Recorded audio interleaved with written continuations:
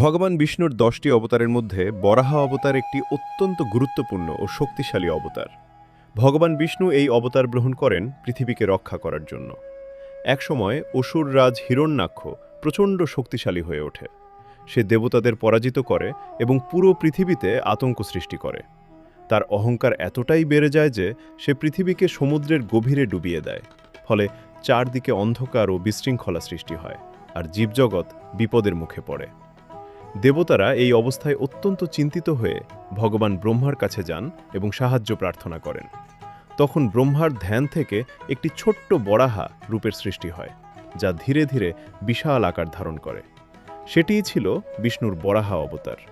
এই বরাহা রূপে ভগবান বিষ্ণু সমুদ্রের গভীরে প্রবেশ করেন।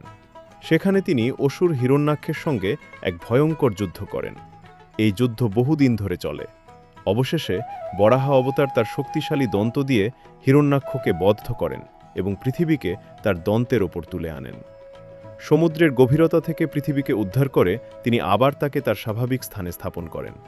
এর ফলে পুনরায় সৃষ্টি ও জীবনের চক্র শুরু হয়, আর পৃথিবীতে শান্তি ফিরে আসে।